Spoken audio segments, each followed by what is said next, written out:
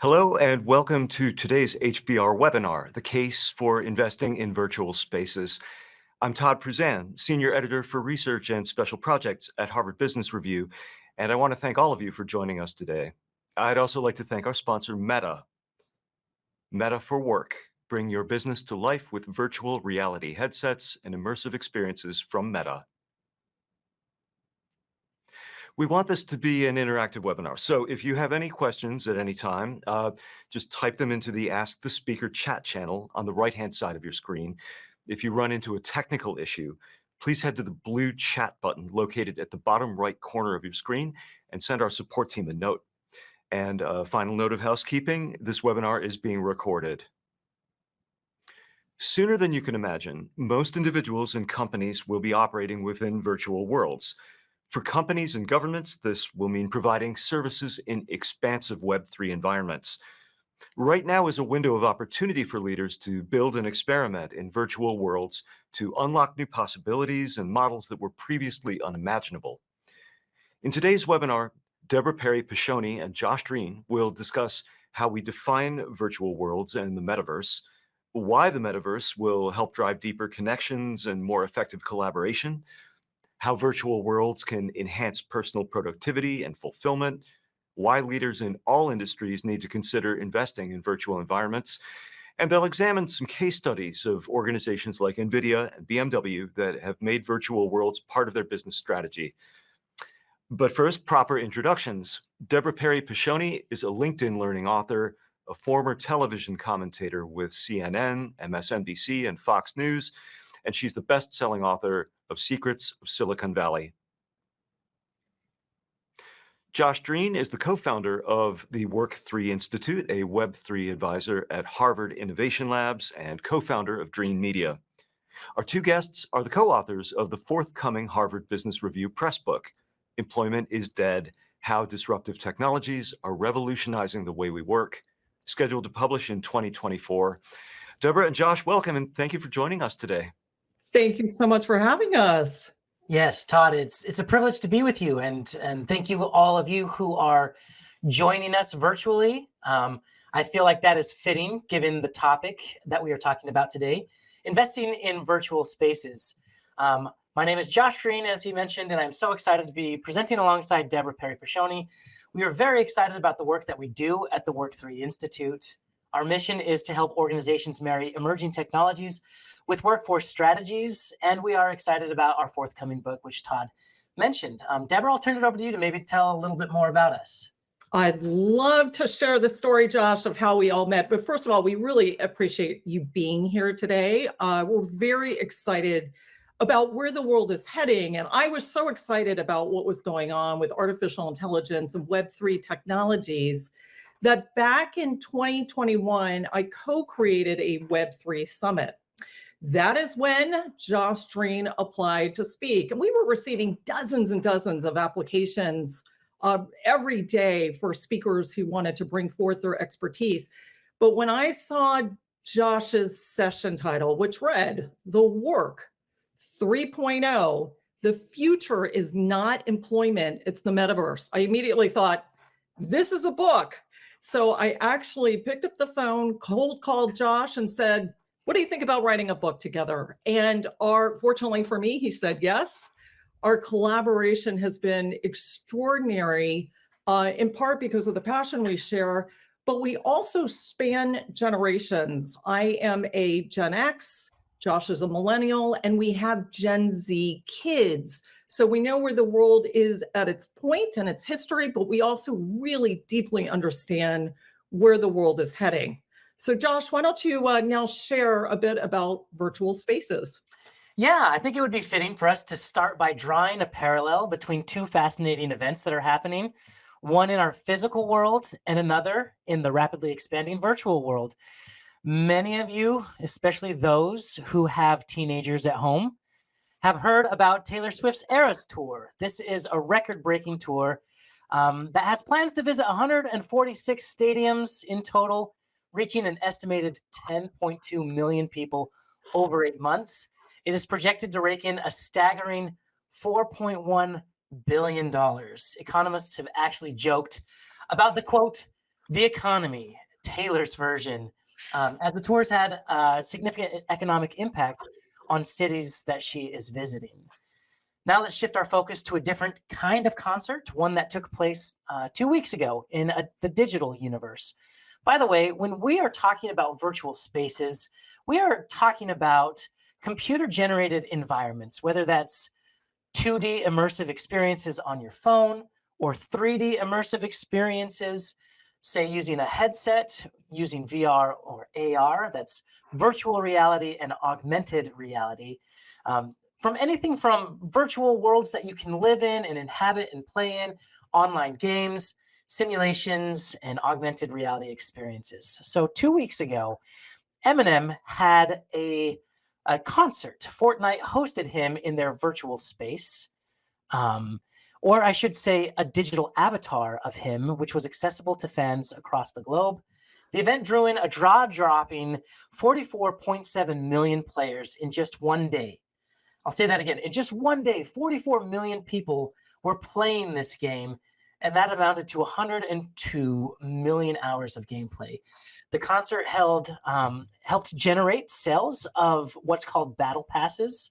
That is how Fortnite monetizes the game. Each of these battle passes is priced at 950 V-Bucks. That's their internal currency.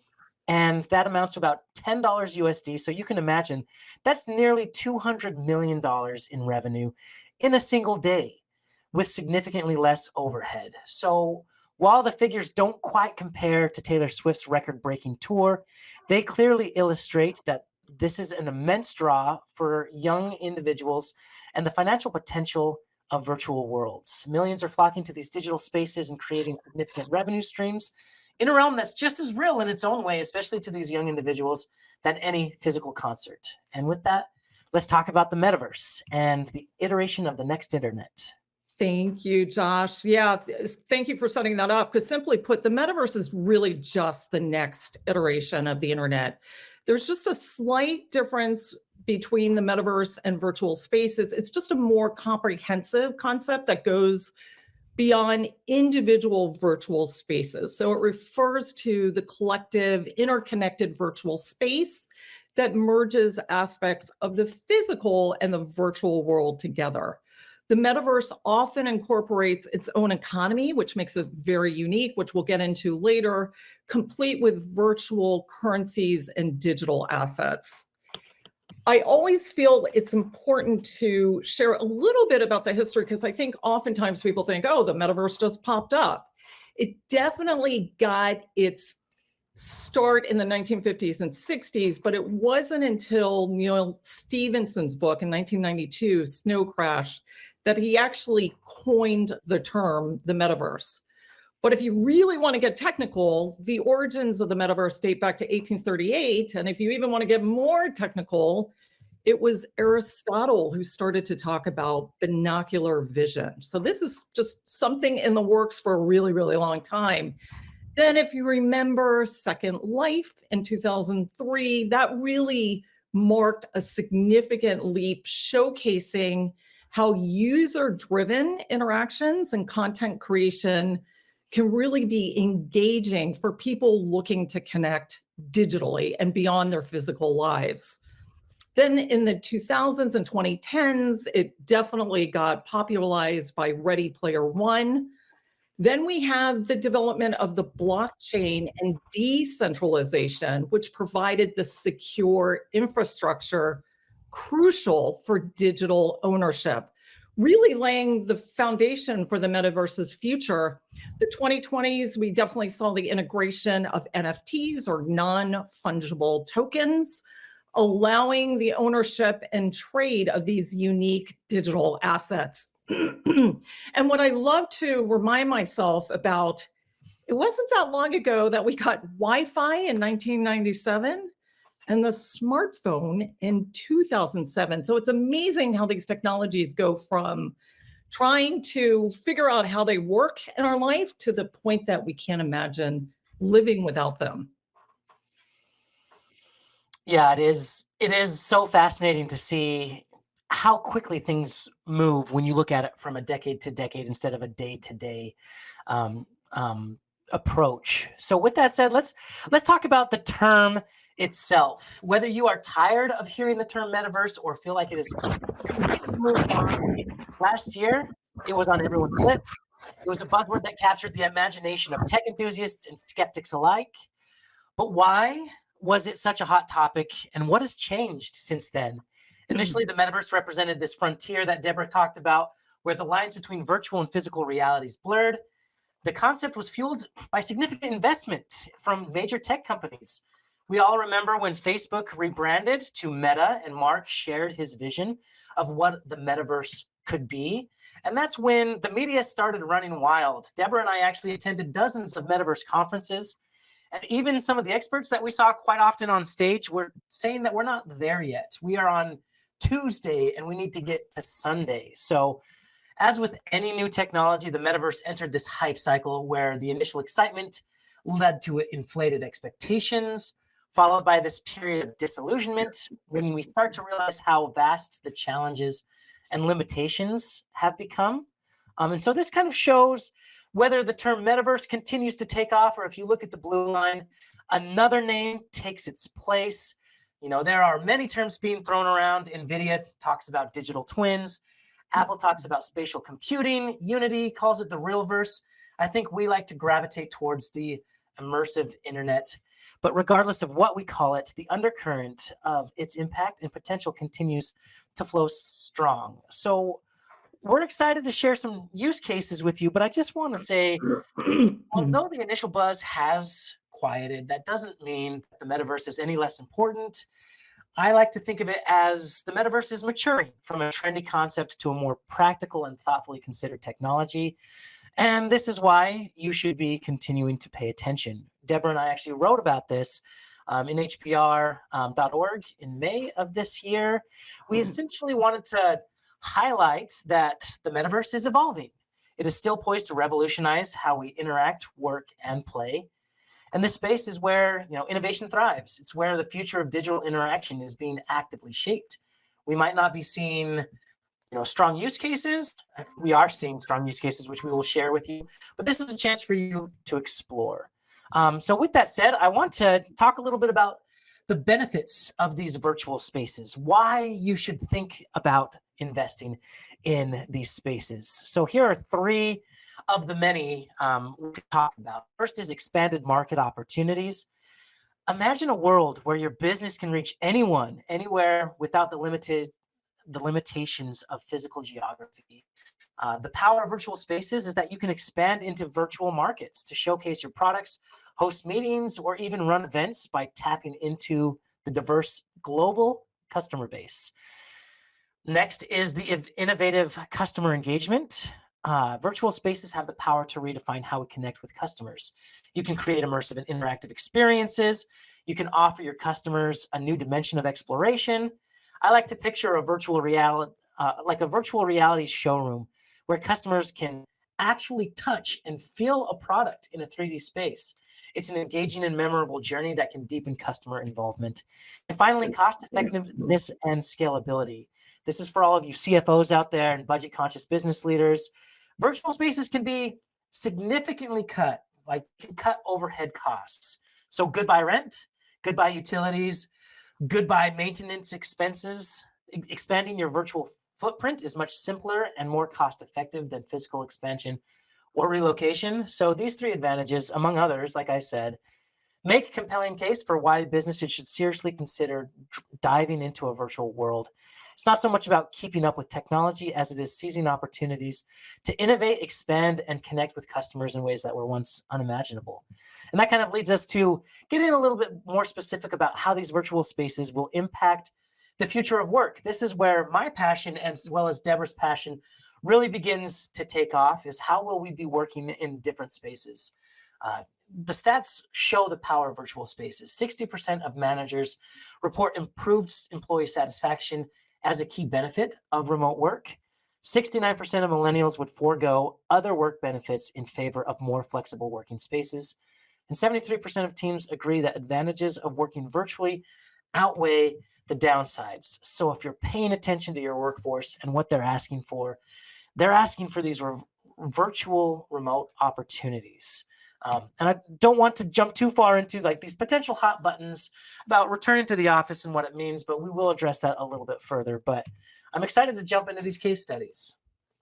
Thank you, Josh. Now we're going to share some various case studies with enterprise, industrial, consumer, and healthcare, which is really the virtual space is making the most extraordinary gains in safer surgeries and in discovery overall.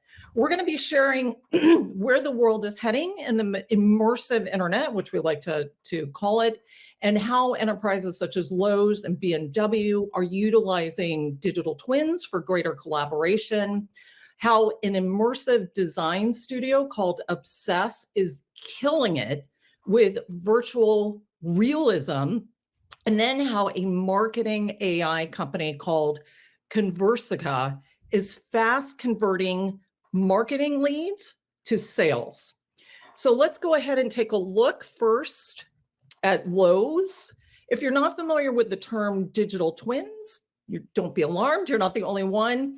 But this is a great example of what a digital twin is. Essentially, a digital twin is a virtual replica of a physical system that greatly enhances collaboration and innovation, supply chain, and it simulates the behavior, performance, and characteristics of its real-world counterpart. Digital twins are now being used with various technologies to generate 3D modeling, simulation software, and sensors overall. Then the data is used to update the digital twin, providing a more accurate day-to-day, hour-by-hour, minute representation of what's going on. So here in this case study, Lowe's is using NVIDIA's Omniverse, which also incorporates artificial intelligence. As you can appreciate, Lowe's serves millions of customers across more than 2,000 stores. So it's a very complex orchestration based on making national decisions to serve local markets.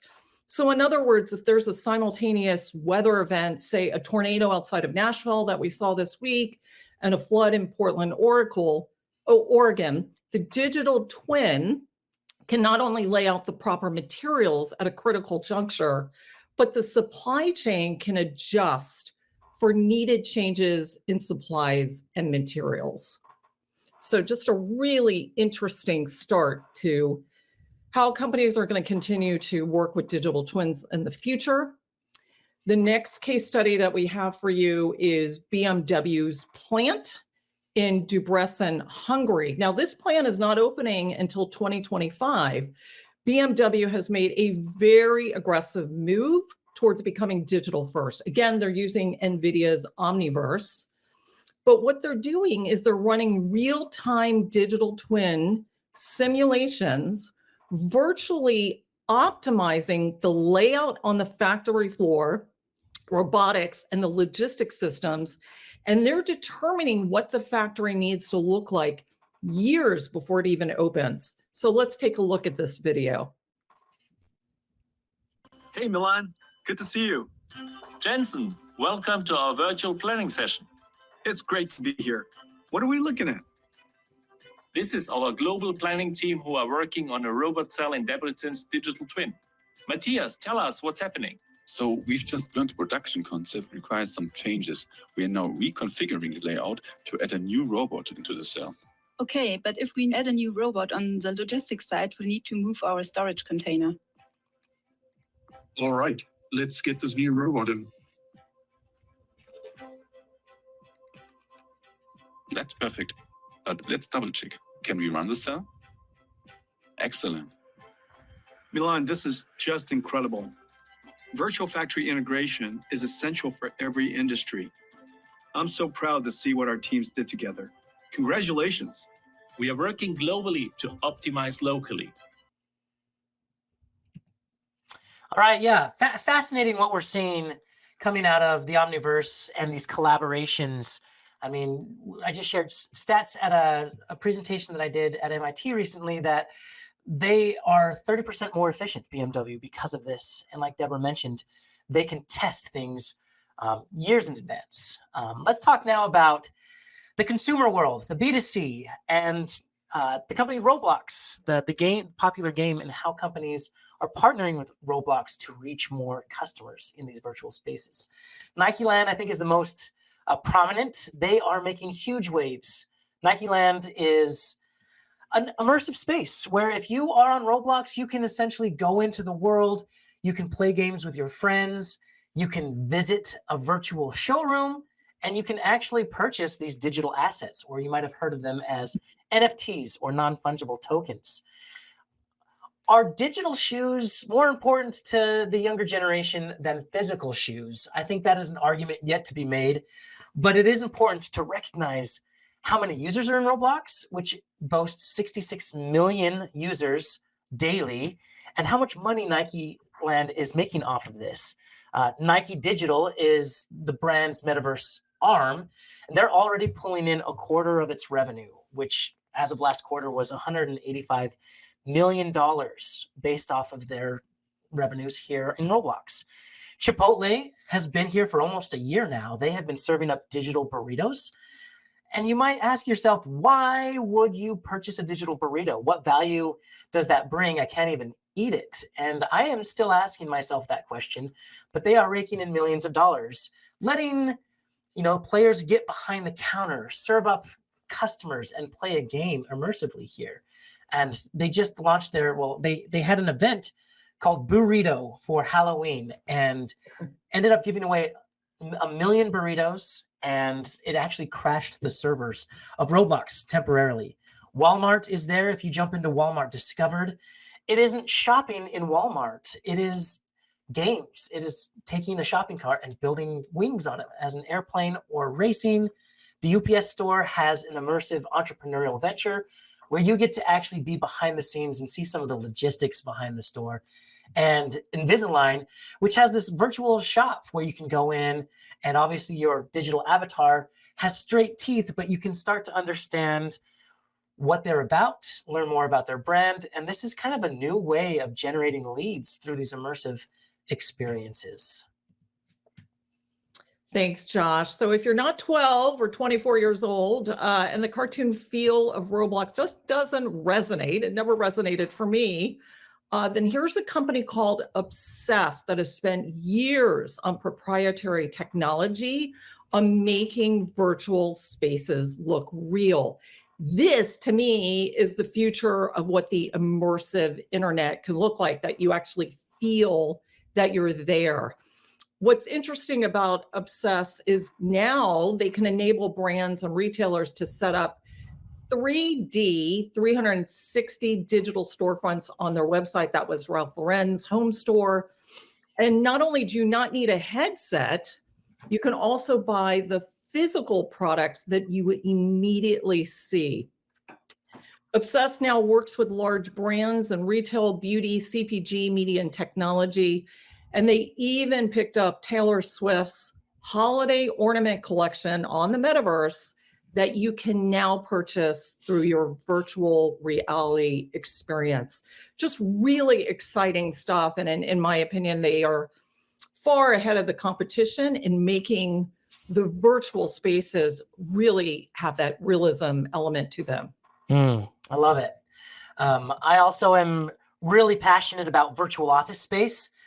When you look at remote work and the issues that most companies have with it, it's that we are creating silos. How are we building a company culture? How are we collaborating effectively? I just want to highlight at this moment that Zoom and Slack and these tools that we are using are not an office. They are just tools that we are using. We need to bring back some of those elements that make the office innovative and creative. And that's what these virtual offices will do. You have all the benefits of remote working and the benefits of working within an office. And obviously there's a ways to go, but there's a company I worked with out of the Harvard Innovation Labs called SoWork. There's obviously Meta with Horizon Workrooms. The idea is that you can connect with anyone across the globe, sit next to your coworkers, run up to your boss and ask a quick question instead of trying to find time on their busy calendar. This is a chance for you to brainstorm, to innovate, to be together, even to play games, to sit down at lunch together. There's a feature in SoWork that was really exciting where you could order lunch that is already determined, bring it to the table and everyone virtually can enjoy the lunch from wherever they are, thanks to Uber Eats. And I think the most exciting and surprising advancements in this space is healthcare ventures, particularly the advent of virtual surgeries. We're witnessing a new chapter in surgical precision and training. In the metaverse, surgeons are already simulating complex procedures, honing their skills in hyper-realistic environments, and even conducting remote surgeries that you can see demonstrated in this video. The Surgical AR platform is an FDA-cleared medical software device to visualize patient imaging data in 3D world space. It uses the Microsoft HoloLens 2, low-latency networks, and a mobile workstation. This is a breakthrough for clinicians and patients across medical centers, allowing for improved safety and efficiency in operating rooms, the ICU, and the clinic. The fidelity of the registration is unlike anything you have seen before. Numerous additional tools and features provide valuable clinical insights while improving operator confidence and removing uncertainty. Enterprise PACS integration allows professionals in neurosurgery, ENT, orthopedics, radiology, and plastic surgery, among other interventional departments, to integrate augmented reality into real clinical workflows. Over time, we believe this technology will become a standard in surgical care. Thanks, Josh. You know, as part of our book research and our work at the Work3 Institute, we really wanted to figure out what is really driving the sea change. Obviously, we are in a period of great technological advancement, but also what is happening is the development of a bifurcated work track, and particularly very appealing to the younger workers, which certainly started with the gig economy, but due to blockchain and decentralization and other Web3 technologies, the younger workers just don't have to follow suit the way the rest of us did. So we wrote in our last HBR article, an article called 4 Forces That Are Fundamentally Changing How We Work. Of course, this all started with the gig economy and the ability to monetize content creation. So now we are looking at a potential of individuals making a sustainable living in a 24/7 global marketplace. So you're probably wondering, what is the number one reason people can do this? Well, the first and greatest impact on the sea change driving this next evolution in workspaces is generative AI. Generative AI just allows users to generate new content based on a variety of input and outputs, which can include text and images, sounds, animation, 3D models, and other types of data. But the greatest impact of generative AI is 2 things. It augments human capacity and it increases productivity at work. So we wanted to share a use case of a company called Conversica. They're in the sales AI place, and there could be a day where actually narrow use cases in artificial intelligence end up taking over the org chart. So here's a company called Conversica that addressed solving the problem of what do you do after you engage in the metaverse or virtual space? How do you continue to get people coming back without engaging your human capital, but you're making sure there's a follow-up?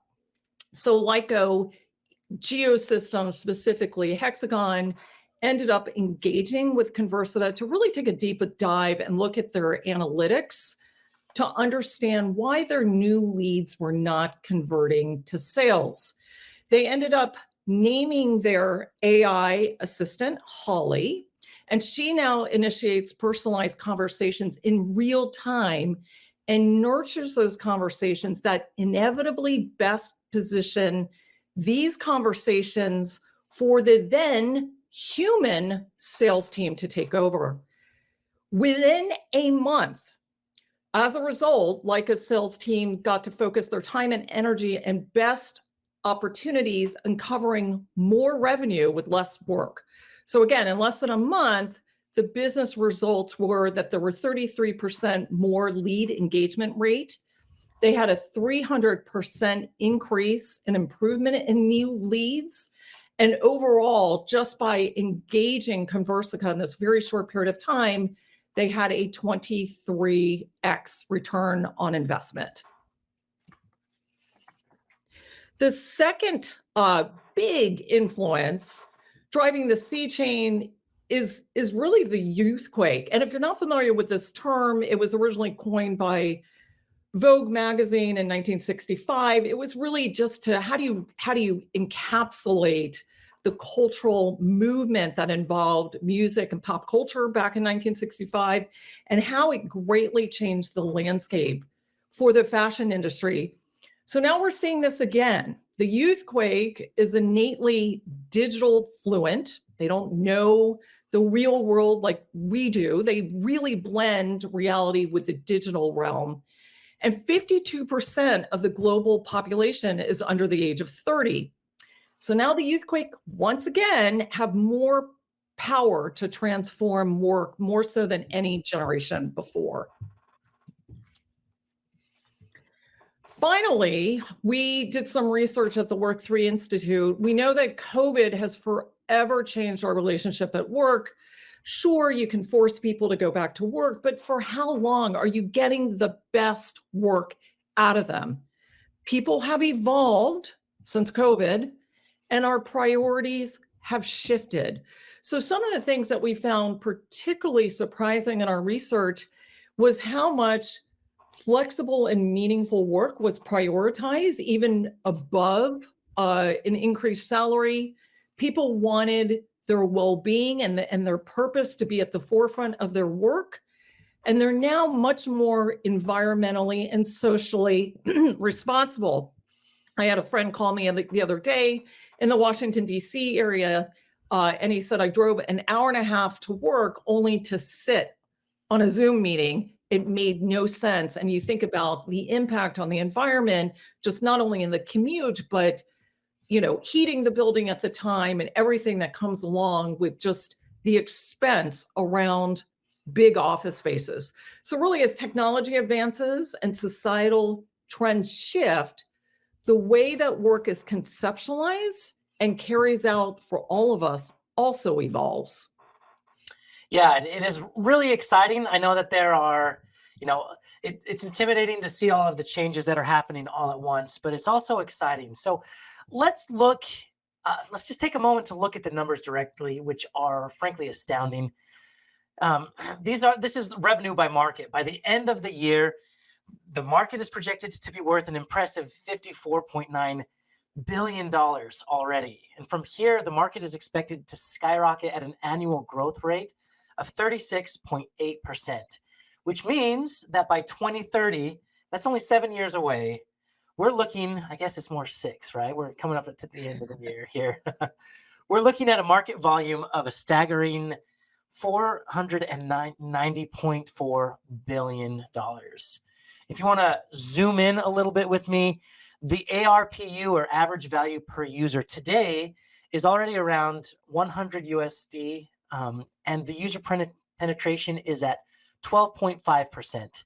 It is expected to surge to 39.7% by 2030, which highlight the rapidly expanding user base and more people jumping into these virtual spaces. But the most telling, perhaps, statistic for me is that by 2030, the number of users in the metaverse market is expected to reach over 2.6 billion users. That's nearly a third of the world's current population, to put it in perspective. All engaging in the metaverse, all in being there, living there, connecting with each other in one way or another. So what does this mean for us on this call today? It means that the metaverse isn't a niche interest or a playground for tech enthusiasts. It's rapidly becoming a significant part of the global economy, a new frontier where millions and eventually billions of people will work, play, and connect. The possibilities are as vast as the market itself. So where to begin? I know that it can be intimidating, but we've highlighted 4 next steps that you can start working on today. The first is educate and collaborate with your team. Invest in training sessions that cover the basics of these emerging technologies, understanding that technology is the first step in leveraging its potential. And I guarantee there are individuals at your company who are already excited about these emerging technologies. Explore partnerships, whether it's VR, AR developers or individuals who are building Web3 applications, these partnerships can help you create tailored virtual experiences for your brand, whether it's marketing, customer engagement, or internal collaboration. And this is something that we spend a lot of time at the Work3 Institute, so we can help make these connections. Invest in virtual infrastructure and development. Allocate resources to build or enhance your virtual infrastructure. This can look many different ways, but it might involve investing in AR/VR hardware or software, developing Web3 skill sets within your team. Think of it as laying the groundwork for a more extensive virtual presence. And finally, pilot. Try these virtual projects out. Test the waters. Most efforts are unproven at this point, which should be the most exciting part. This could be as simple as hosting a virtual meeting or event, or as complex as developing a virtual storefront or office space in Roblox, or any of the other platforms out there, whether it's Minecraft or Fortnite. Use these pilots to learn and adapt to your strategy. There are plenty of out-of-the-box platforms as well, so you can start looking at what tech is available to you today. So as we conclude, I hope Deborah and I have boldly declared to you that the future of virtual spaces is not an abstract concept. It's tangible, it's rapidly evolving, it has immense opportunities for growth, innovation, and connection. So the time to act is now. Let's embrace these technologies and experiment with new ideas. Let's be creative. Let's be at the forefront of the digital revolution. It's not time to witness these virtual spaces being built. It's time to build them ourselves. Thank you, Josh. We really appreciate you listening today. If we can help you at all, you have questions, here's our contact information. We do work with companies to help them transition from a Web 2.0 mindset to a Web 3 world. And on that note, we'd love to take your questions. So Todd, feel free to jump back in and ask questions. Thank you so much, Deborah and Josh. That was fascinating. I know I have a lot of questions, but I do want to remind our audience members, please submit your questions using the Ask the Speaker chat channel on the right-hand side of your screen, and we will get to as many of your questions as we can at this point in the presentation.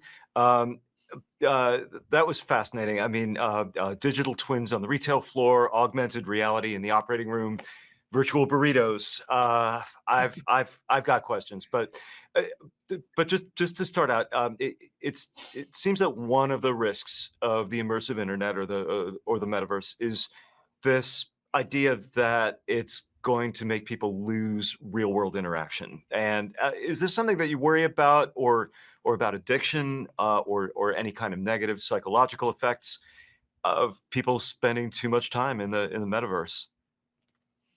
Josh, do you want to take that? Yeah, I will give my approach. I think one of the strengths that Deborah and I bring to the table is that I kind of represent maybe the younger in the trenches, playing the video games and immersing myself in this world. And Deborah represents, experienced businesses and consulting. So my take is that, yes, it's something that we should be worried about, but also it's something we should completely embrace. When you look at social media, we can definitely see how it's helped us.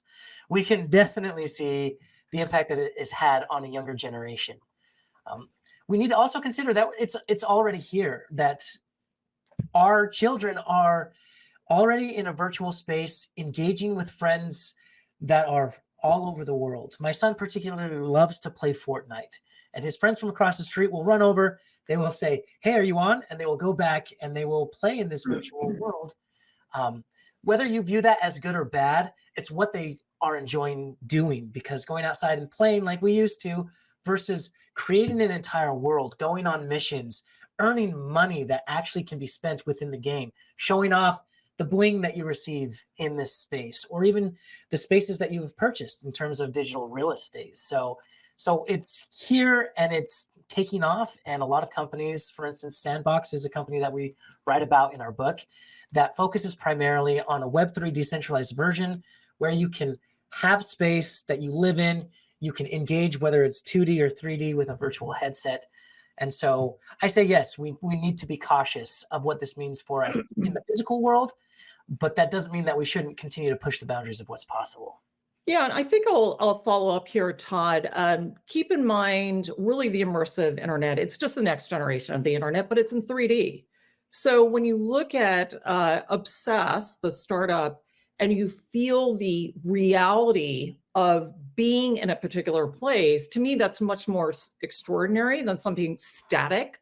If you look at, just the internet today, particularly how we consume or purchase e-commerce, it's static, and so it does give a much more enriching interoperability about it overall. And then, look, I think Josh said it earlier, Zoom is not a workplace, but how many of us spend time every day on 7 to a dozen Zooms? You're exhausted. Again, to me, this is almost like a 2D experience. And when you have the immersive internet at work, whether it's you're innovating, you're collaborating, you're trying to figure out things through digital twins that bring much greater efficiency, it actually saves an enormous amount of time and money so that you can be spending more time and having better balance in the physical world. That's great. Josh, before I get to an audience question, I have to ask you, did your son and his friends, were they at the M&M show? What did they think of that? They were at the M&M show. They asked me, "Who is that?" And it deeply pains my heart to know. This is how they're engaging with a legend. So, an audience member, Andrew, asks the question, can you elaborate on what the virtual workplace, the workspace is going to look like? Deborah, maybe I'll start with you. Yeah, that's originally how Josh and I connected. Is he was working at So Work, and they were really focusing on that experience of what work was going to look like. But again, it is that immersive experience where you're walking around, you may get a coffee. There's a couple of companies like Accenture out there that has done just an enormous service to what work can look like in the metaverse. They have their nth floor, they call it. So it is more collective. It's unfortunate we didn't show a video today of what it can look like in the workplace. But again, just imagine yourself, rather than sitting on Zoom, being in this immersive 3D experience with your avatar and interacting with your colleagues. yeah, and I'd love to take it a layer deeper. I think Deborah did a great job explaining kind of where we can take it today. Where we keep our eyes, what we are looking at the Work3 Institute is how all of these converging technologies are going to impact work specifically. Because we talk about AI, we talk about metaverse, we talk about blockchain and Web3, and all of these technologies are not supposed to be talked about in silos. They are going to rise together. And so when you look at some of the fundamental challenges that employees specifically are experiencing at work, you start to see a picture of it's more than just employee engagement. It's more than just employee experience design and designing experiences that they love. You start to realize the structure of work is outdated. We are still running with these industrial age models that slow down productivity, that slow down collaboration, creativity, and innovation. And so Deborah and I believe that the future of work is decentralization, that it's not necessarily a centralized organization, a centralized group of decision makers dictating what should happen, and then frontline employees just have to implement. Rather, we give them the decision-making power, the information that they need to go out and iterate. And so that's what these technologies are bringing out. When we say Web3, we're talking about a decentralized version of the internet where employees have more flexibility, more ownership over the projects that they're completing, more agency to make decisions and to move faster. And if we want to be more agile, and if we want to move into this world where we have to iterate and move fast, that is what it looks like. Well, those definitely sound like big advantages that are potentially available. Along those lines, a question from Betty: How do you find the talent that you need to work to help you create a metaverse environment? If I'm hiring for my organization, where do I find somebody who can do this? I'll start with you, Josh. Yeah, I think it's funny that you see all of these like head of AI positions coming out. Most companies are hiring for something like that, and they're asking for 10 to 12 years of experience in machine learning. Uh, as nice as it would be to have a computer engineer, the reason why AI is so hot right now, even though it's been around for decades, is because it is now provided to consumers that employees can get involved. And so I would say, first and foremost, let's not look to necessarily find the people that can do so. Let's upskill our people in embracing these technologies and start using them well. There are very smart people who they have an LLM, whether it's ChatGPT or Bard or Gemini, up while they are working, and they are constantly iterating back and forth with this AI model. And so I think that is a good example of a workforce naturally upskilling. And I think that's kind of the approach that we would take if we want to build these worlds. You notice a lot of companies are leveraging a third party like Roblox or the Sandbox to build out these worlds. They can help source some of that attention, especially if your brand is something that is attractive and the value that you bring is great for Roblox as well. And again, I would say, the value of what we're talking about in a global 24/7 marketplace. There are lots of countries that house incredible talent that may be a little bit further along than where we are. Well, maybe not. They are definitely further along in some of these technologies and the usage of virtual spaces and metaverse. So your talent may not be local. It may be somebody in, Ukraine or Germany or elsewhere that really has this experience. But we did highlight many of the companies today, like NVIDIA, Obsess, Conversica, Meta, where you can start to collaborate and build accordingly. And then the consulting firms, Accenture, Deloitte, McKinsey's, all of them now have pretty big operations where they help companies grow in this particular area. But the talent is evolving, and I know there's lots of young people who have incredible experience and who may even opt out of college to move forward into this world. Again, with that digital fluency that they've had since a very young age. Many of these young people are quite adept and talented in building out these virtual spaces. And let me just add one thing on top of that, because you queued it up so nicely, Deborah. We are moving away from a full-time hire ecosystem. That's kind of the reason why we entitled the book "Employment is Dead," is because the traditional structure of employment isn't attractive to the younger generation and most workers. Is because they want to work for, maybe on multiple projects across multiple different companies, mixing and matching their streams of income.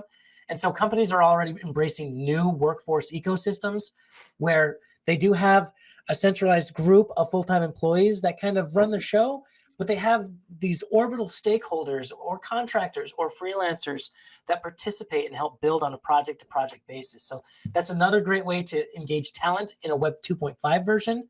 A Web 3.5 version, or a Web 3 version, would be having a DAO, a decentralized autonomous organization that is held together by a smart contract, and you distribute crypto tokens to be able to vote on what decisions need to be made, when, where, and how. But that's for a whole nother webinar that we can get into later.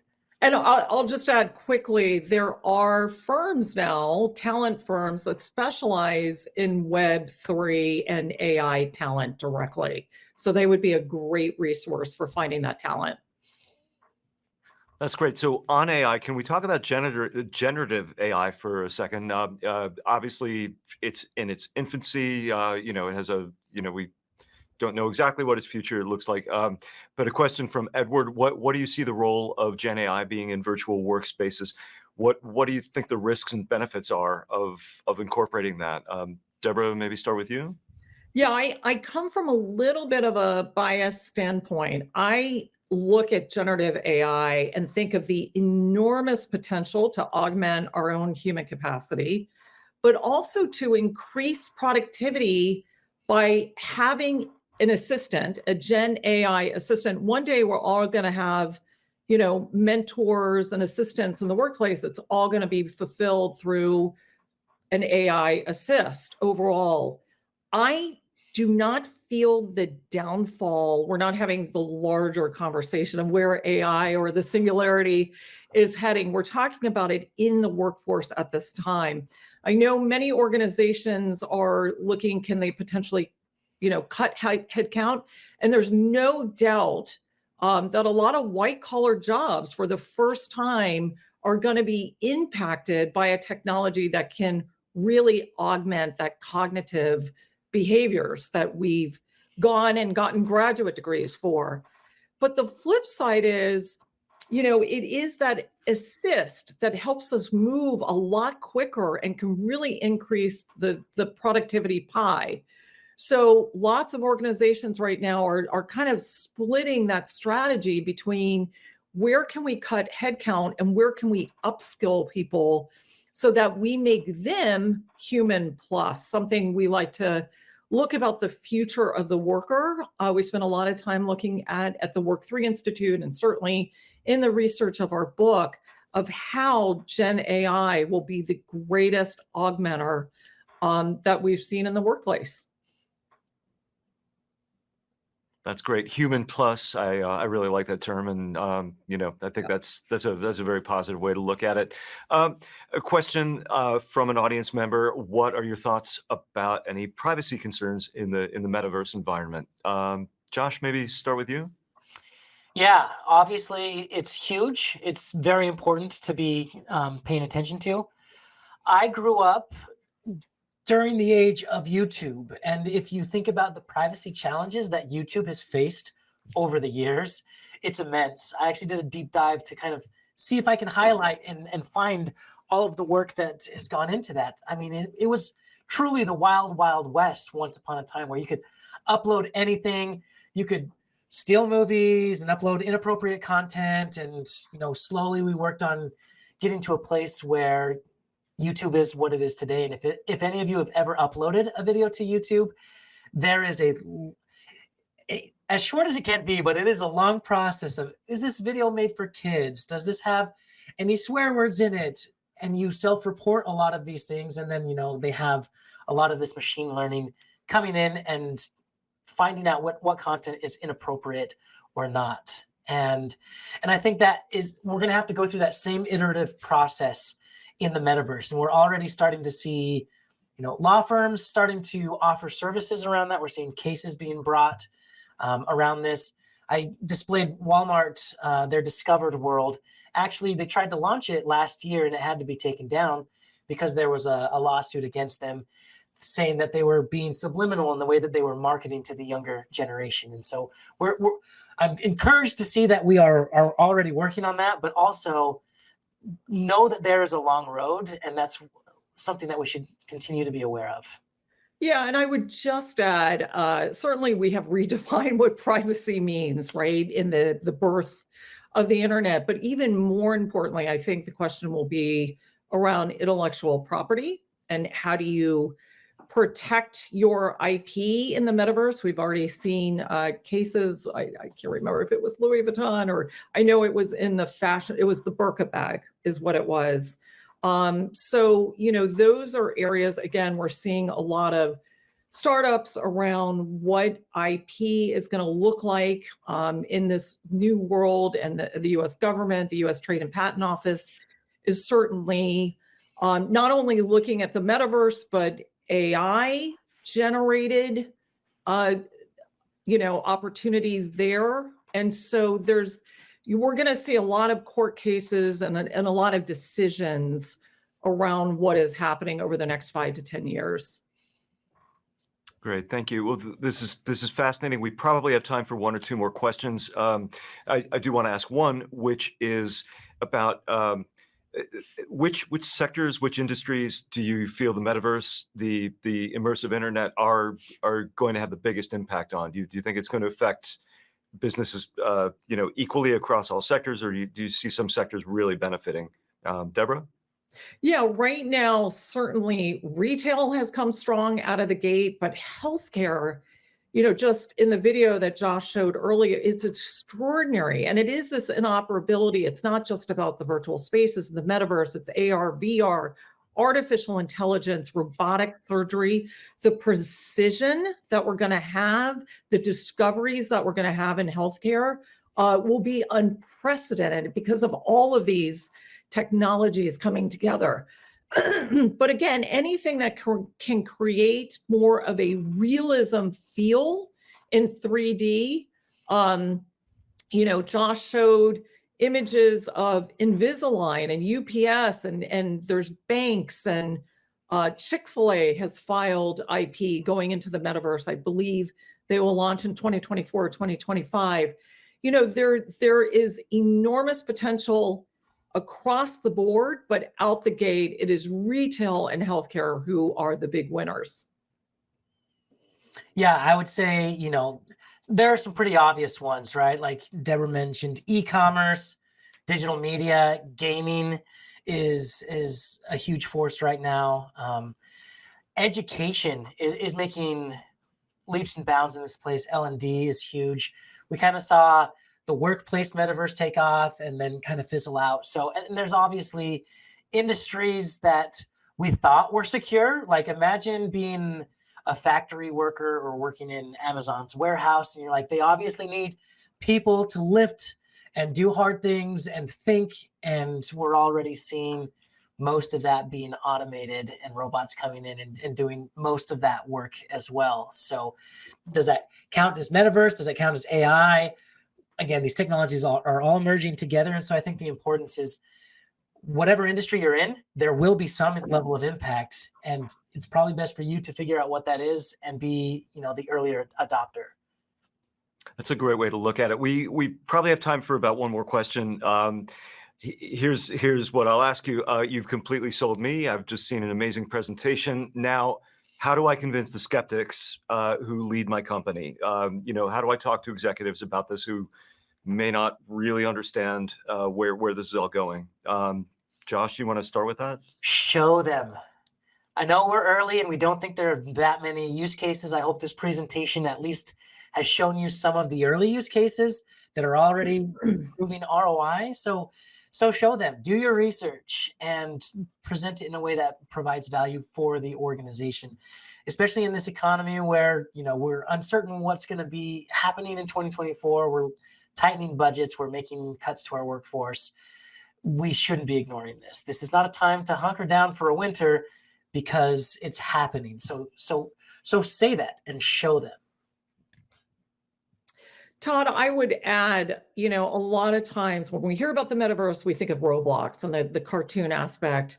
Right after I wrote Secrets of Silicon Valley, I ended up figuring out a bottoms-up innovation process where any person in any corner of the company can contribute to ideas that would really move the company forward. These were year-long processes, depending if it was in the hardware space.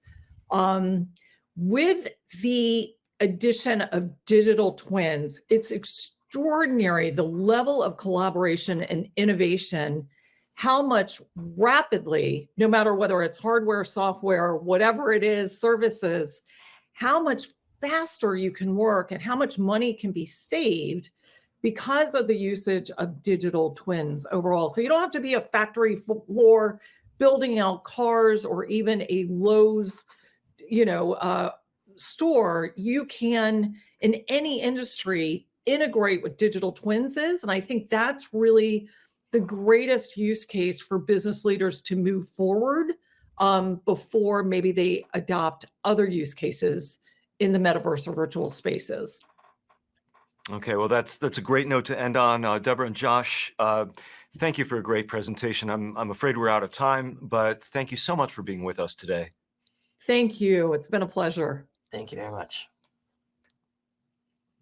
We've been talking with Deborah Piscione and Josh Drean. Before we leave, I'd like to give a special thanks to Meta for making this program possible. And I'd like to thank you for joining us today. I'm Todd Pruzan for HBR Webinars. Have a great day.